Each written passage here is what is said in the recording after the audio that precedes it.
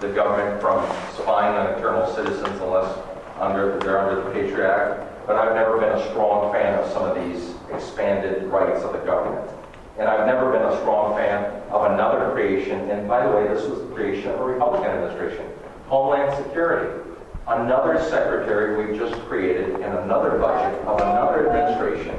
And aren't Republicans the party of less government? But we've created more government. And more government that hires more private companies. And you're absolutely on to a good point. We're spending a lot of money doing something that really should be left to the experts in limited government, limited governmental intrusion. Yes, ma'am. You said something that I wanted to ask you to repeat that. You said we're a country that doesn't believe in welfare? Well, allegedly we don't believe in welfare. If you look at the programs that were passed under the Clinton administration, we stopped a lot of welfare programs. We created welfare to work, and a lot of states like Michigan, Wisconsin passed welfare reform legislation. We've really changed welfare as we know it. The welfare that we used to know under the 70s, 80s, let me backtrack here. You're right, I catch me saying that. What I meant to say is the welfare that we knew as the 70s, 80s, and even the beginning 90s is not the type of welfare that we have now. It's completely different.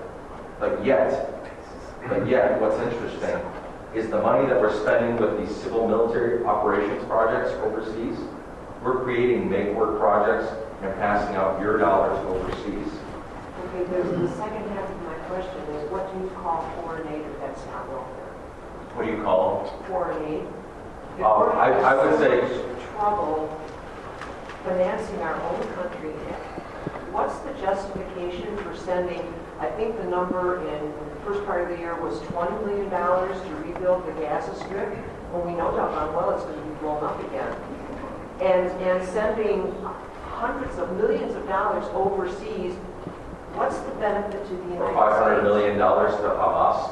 Sure. What's the benefit to known the terrorist United group? States, and who's policing that?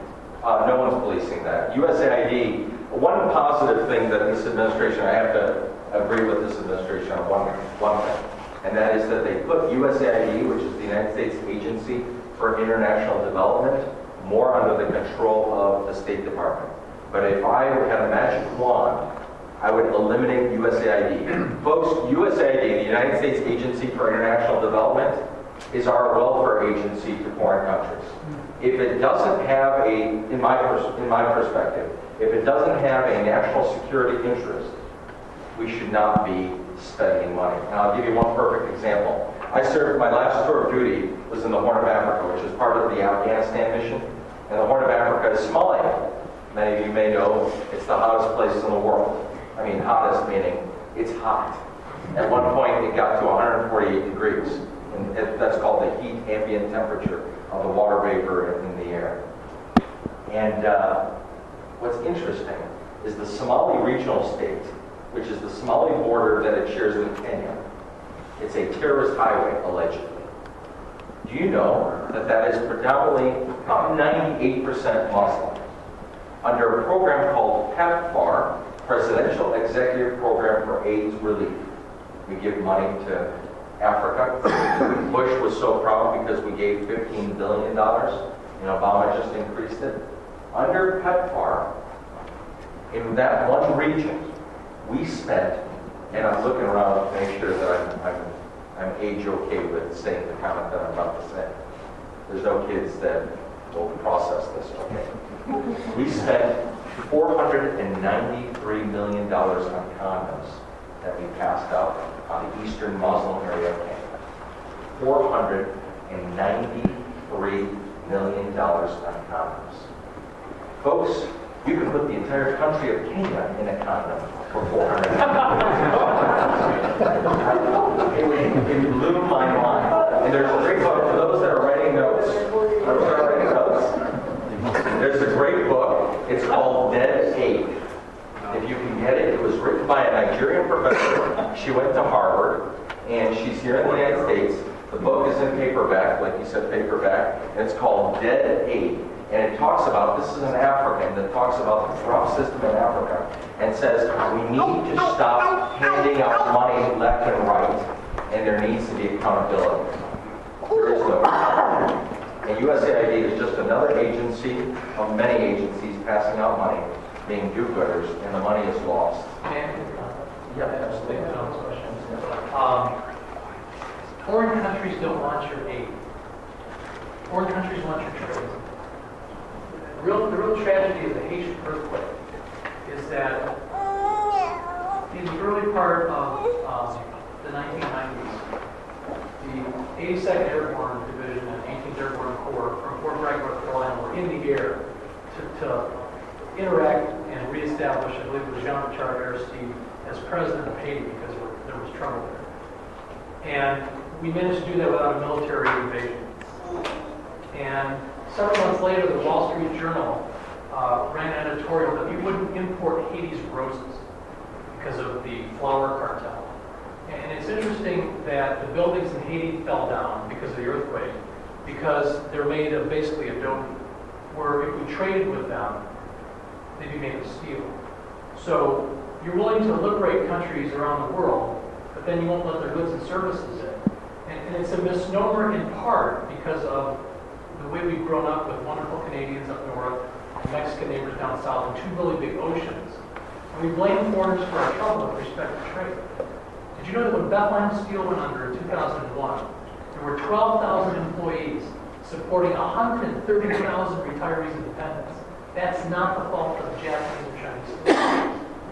So the best defense against terrorism is global prosperity. And that can only happen when the United States sets the example. We're both Army officers. The number one rule of leadership is set the example, and number two is know yourself and seek self-improvement. GATT, the General Agreements on Tariffs and Trade, as well as Bretton Woods, stabilized the currency both in 1944 and 1947 and reopened the global trading lanes that Smoot-Hawley closed, which helped prolong and start the Great Depression. You've got to widen this thing out, or we're headed for a major war that will make the ones we're in that are both unaffordable and unwinnable very tenuous. Because in 1945, the United States was the only nation that possessed what? Nuclear weapons. We're not talking about losing buildings here. We're talking about losing cities. You need to ratchet down the global tension in the world, and most global tension is caused by poverty. Think about it. The kids in madrasas who sit on dirt floors from age 5 to age 24 that memorize the Quran are told that we are the infidels. Do they have anything to lose? No. Give them a reason to have hope. We lose more jobs in Michigan to South Carolina and Virginia and Texas than any foreign country because those are right-to-work states. You have to become very educated with respect to what truth is in the country. And opening the trading lanes and dealing with China's currency issues on different planes is a very good way to start to help save the republic. Because if you close the borders and go to protectionism, you end up in big wars. That's how they start. Because if you don't talk to your neighbors, you end up in a fight. And this, just real quickly, in some areas I will disagree with David. And although I don't disagree with him on the aspects of what he was mentioning regarding our trade and so forth, there are aspects that I will disagree, and I hope you don't mind me saying. No, and you should. Just for the record. And it means that he just doesn't take advice from other people. Exactly. Which is important. The area where I disagree is this. I am a fair trader, and I strongly believe that you don't have to close your borders, but if somebody else, it doesn't take a 2,000-page agreement to write a free trade agreement. NAFTA, CAFTA, our agreements with China. These are 2,000-page agreements. To me, in law school, I was always taught that an agreement is a consideration, and basically a agreement where between two parties where there's consideration and there's an arm's length transaction. You can do that in 1 or 2 pages. What has happened with China, where I disagree partially on the Chinese, is for General Motors to build a car in China. By the way, the number one hottest selling car in China, the Buick LaCrosse. For them to build a car in China, they have to, for them to sell a car in China, they have to build it in China.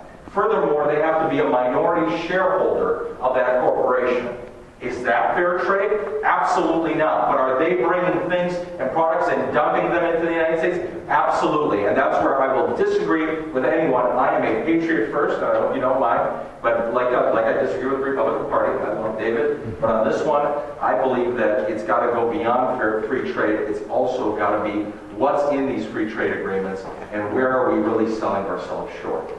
But yes, I do agree that the fact that we are just spending money willy-nilly throughout the world is not a good. Good job.